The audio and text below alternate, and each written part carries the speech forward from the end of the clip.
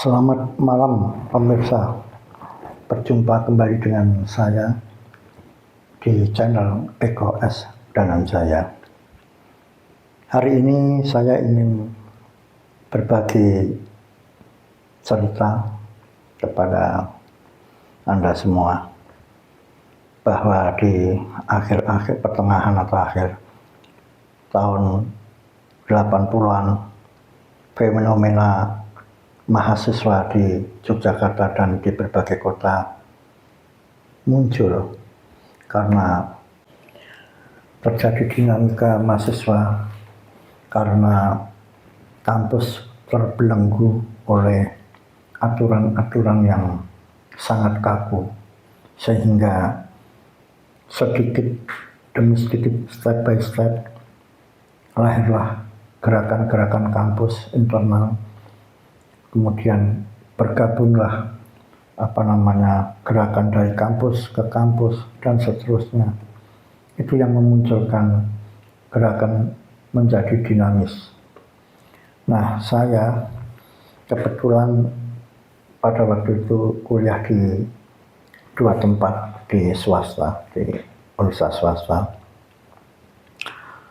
Awal-awal memang ketika saya menjadi mahasiswa sudah ada jiwa pemberontak. Pada saat penerimaan mahasiswa baru, ospek, saya memang sengaja melambatkan diri untuk datang di acara ospek. Kemudian saya dipanggil oleh Menwa, resimen mahasiswa yang pada waktu itu berjaga. Saya diminta untuk push up, untuk gaya-gaya militer lah. Saya melawan, sehingga hari pertama ospek itu saya sudah dipanggil di kantor Menwa.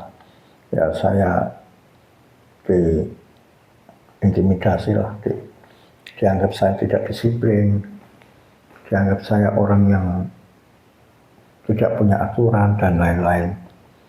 Tapi akhirnya waktu itu sudah clear, dan kemudian saya bisa mengikuti kegiatan penerimaan mahasiswa baru hingga selesai. Pengalaman yang lain ketika kita sudah menginjak beberapa tahun,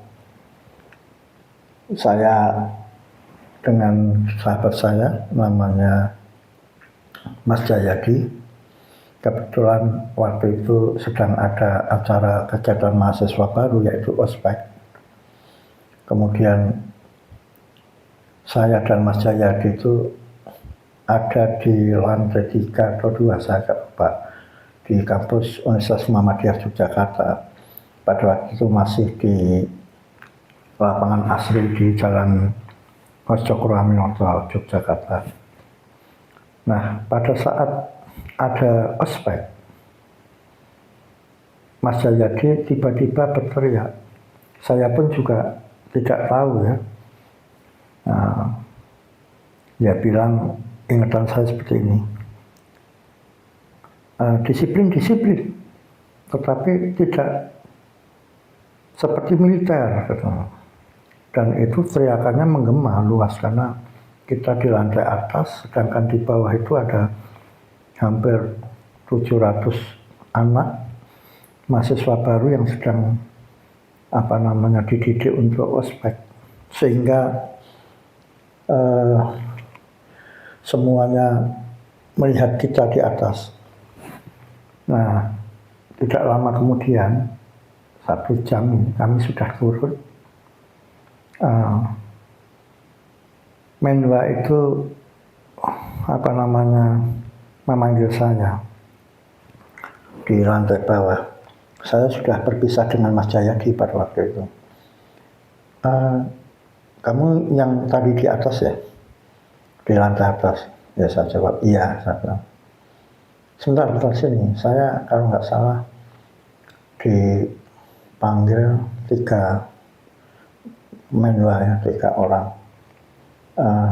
Siapa yang teriak-teriak tadi tentang militeristik tadi? Oh bukan saya bilang. Siapa? Temanmu kan, kamu berdua. Oh ya, saya berdua dengan sahabat saya namanya Mas Jayadi. Mana orangnya? Saya baru saja berpisah, saya nggak tahu apakah dia pulang atau kemana, saya nggak tahu. Nah dicarilah, cuman saya ditahan udah kamu ikut saya dulu di pos Menwa. Nah saya berada di situ sendirian, saya dijaga 2 orang, terus ada lagi yang 2 atau 3 itu mencari ya namanya Jayadi kawan saya itu yang tadi teriak tentang menyinggung masalah militer tadi. Tidak ketemu, hampir 15 menit tidak ketemu. Kemudian saya diintegrasi beberapa Menwa di situ. Kenapa kok kamu sampai bilang begitu, kan kita sedang ospek, kamu tidak suka sama militer ya, katanya. Saya bilang saya tidak tahu menahu karena sahabat saya Jayadi tadi itu teriak itu spontan dan saya juga kaget gitu, nggak ada niatan seperti itu. Kita cuma pengen lihat-lihat, tiba-tiba Jayadi teriak. Tetapi saya merasa juga bertanggung jawab karena yang berada di lantai atas itu kan kami berdua. Saya mencoba berargumentasi lah dengan orang-orang yang mengintegrasi saya di pos Menwa itu. Ya intinya saya dicatat nomor mahasiswa ya, kartu mahasiswa saya dicatat. Kemudian saya ditugaskan untuk mencari Jayadi untuk dihadapkan kepada Menwa. Nah cuman saya besoknya, kalau saya baru jumpa Jayadi, saya bilang bahwa Anda sedang dicari Menwa, Anda perlu hati-hati karena peristiwa yang kemarin itu Anda teriak itu, dan saya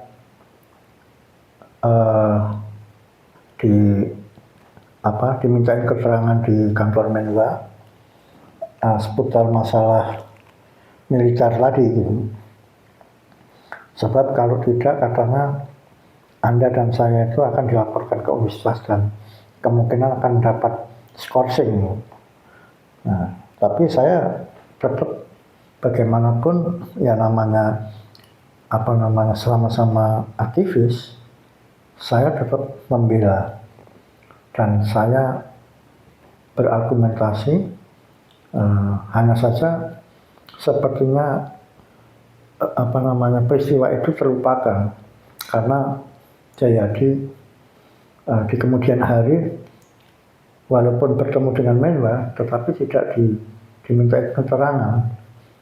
Mungkin saja orang seperti saya Jayadi itu kemudian dipantau terus ya di dalam kampus gerak-geriknya itu. Jadi disitulah awal dinamika menjadi orang-orang yang kritis, orang-orang yang berani gitu, diuji.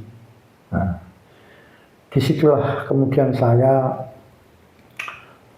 berkenalan dengan teman-teman dari berbagai universitas, baik di swasta maupun negeri, seperti di UGM, di UI, di Janabadra, Widyagama, banyaklah teman-teman isi. Ya.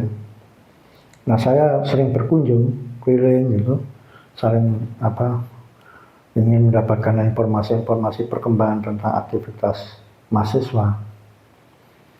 Nah, suatu hari terjadilah aksi itu, kampus di UNY yang pertama kali itu cukup besar, yaitu pembelaan terhadap teman-teman yang terlambat lesannya datang untuk diterima oleh mahasiswa, sehingga beberapa mahasiswa tidak bisa ikut ujian karena keuangannya itu belum belum didapat oleh mahasiswa itu. Nah, jadi teman-teman memperjuangkan agar kawan-kawan yang tidak ikut ujian tadi bisa ikut. Nah, itulah pengalaman bagi kami waktu di Universitas Muhammadiyah Jogja, dan juga saya di Universitas Proklamasi juga saya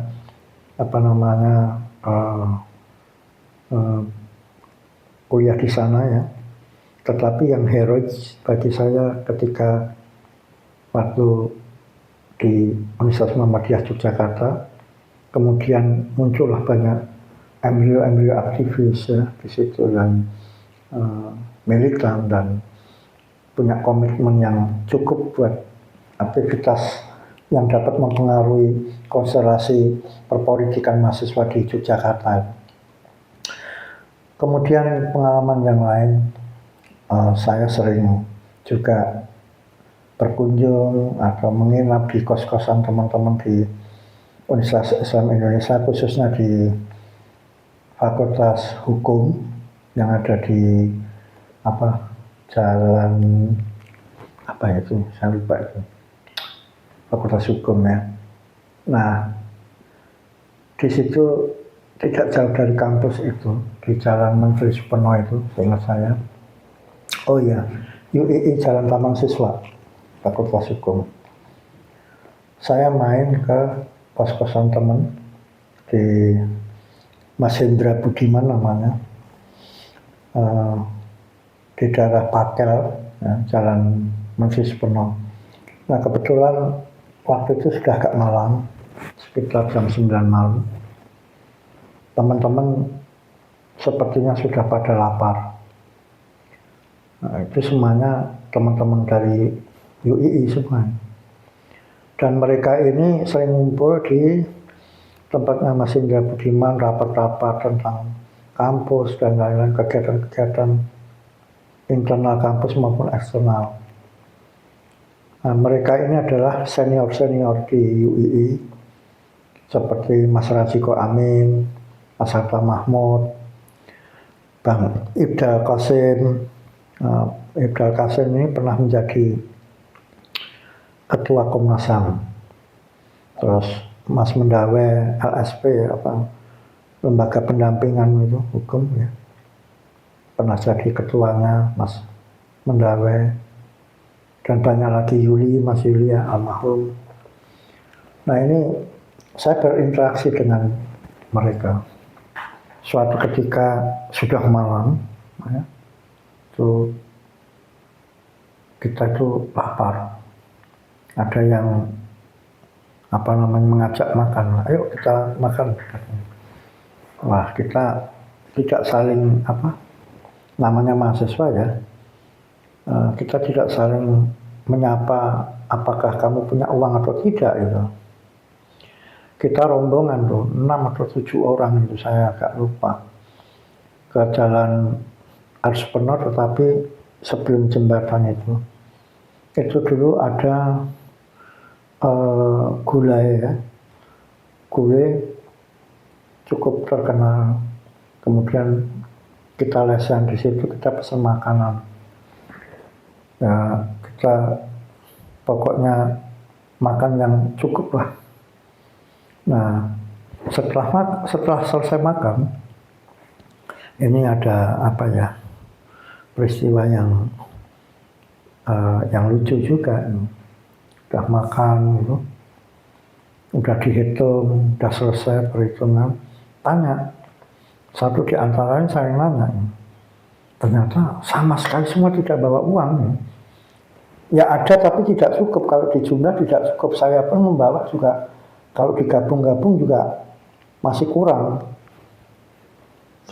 Waduh, habisnya misalnya katakanlah 70.000 ya, kita punya uang paling cuma 25.000 itu, kan kurangnya masih banyak. Akhirnya mereka diskusi. Nah, saya yang jadi sandra kan, saya dibilang sama Mas Rajiko Amin, kok waduh, ini kita sudah makan tapi uangnya kurang untuk apa bayar nih, terus gimana dong? Wah, ya mau tidak mau kan akhirnya mereka mau cari utangan dulu kan. Udah makan, cuman supaya tidak ketahuan sama penjual gulai, ya saya tetap di situ. Kamu di sini aja, kami pulang, kami sebenarnya mau cari uang pinjaman, nanti saya kesini lagi. Saya bilang yang benar loh, jangan sampai enggak nanti saya apa kena sandera ini sama mereka, sama penjualnya. Udahlah percaya sama saya. Ya udah, nah saya di situ. Nah, karena teman-teman sudah meninggalkan saya, minuman saya sudah habis, makan sudah habis, sudah diambil semua, apa piring-piring dan gelas. Saya pesan lagi aja kan, minum supaya nggak ketara lah bahwa seolah-olah kita ini tidak ada uang. Kemudian ya hampir 45 menitan Mas Raziko itu datang lagi ke saya. Waduh, alhamdulillah ini saya selamat. Saya tidak bisa berpikir pakai jurus apa ini kalau dia nggak datang kan? Karena habisnya cukup banyak waktu itu, sedangkan uang yang ada di kita nggak cukup untuk membayar. Nah itu jadi pengalaman yang tragis, di mana anak kos-kosan semua ini kita lapar, habis rapat itu, terus kemudian makan, setelah makan ternyata uangnya kurang. Nah akhirnya Mas Raziko datang, dibayar semua. Udah kamu kalau mau tambah lagi tambah, enggak lah. Nah seperti itu. Akhirnya kami kembali ke kosnya Mas Hendra, ya pada tertawa lah semua. Kejadiannya itu ya antara menegangkan, nggak punya uang, terus kemudian bayarnya kurang ya. Kita sudah makan kenyang, ternyata ketika mau bayar uangnya jauh berkurang. Nah itulah pengalaman dunia aktivis ya, dunia anak kos ya. Tapi mereka ini adalah pejuang-pejuang luar biasa, teman-teman dari UII itu, pejuang perubahan ya, yang konsisten, yang punya visi. Nah mereka ini adalah senior pendiri kelompok Rode, Gang Rode.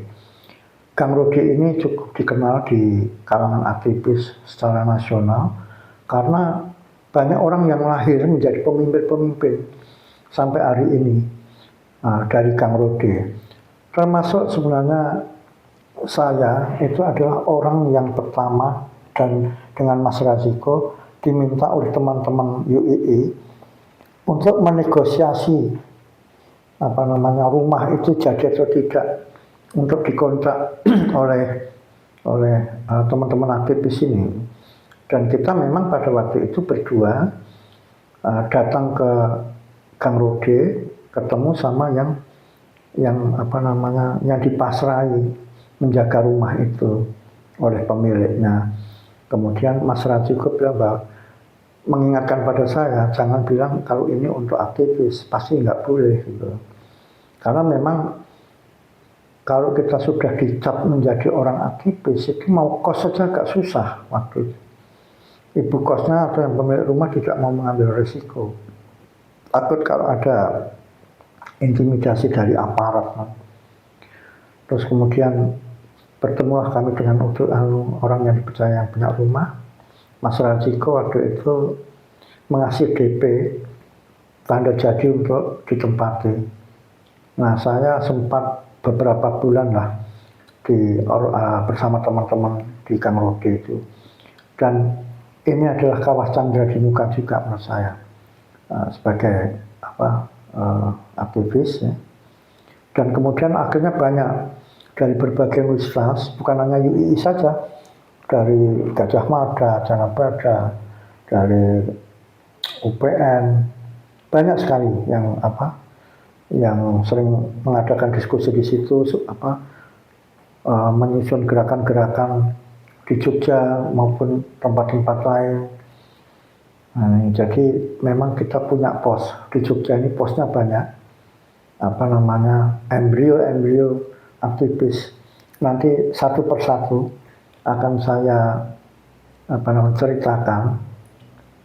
Saya ceritakan berdasarkan informasi-informasi yang saya peroleh, dan saya juga interview dengan teman-teman yang masih ada, karena mengingat kawan-kawan kami sudah saya hitung ya, yang meninggal ini secara nasional aktivis sudah hampir 70 lebih. Teman-teman yang dulu pejuang-pejuang reformasi ya, mereka yang ditangkap, mereka yang di penjara, mereka yang pernah merasakan bagaimana penyiksaan di dalam Kodim, di dalam Polres, di Setrum, di sundut rokok, diintegrasi, ya itulah aktivis. Jadi mereka itu bukan hanya mengorbankan kuliahnya saja, aktivis itu juga mengorbankan jiwa dan raga untuk perubahan yang lebih baik. Nah, pemirsa, saya kira cerita saya ini saya cukupkan di sini. Cerita saya akan selalu bersambung terus seputar tentang aktivitas aktivis dan gerakan mahasiswa, baik yang menegangkan, baik yang lucu maupun yang samar, yang orang lain tidak mungkin sanggup hidup menjalani dunia aktivis yang penuh tantangan seperti ini. Saya kira itu, dan saya ucapkan terima kasih. Sampai jumpa. Wassalam.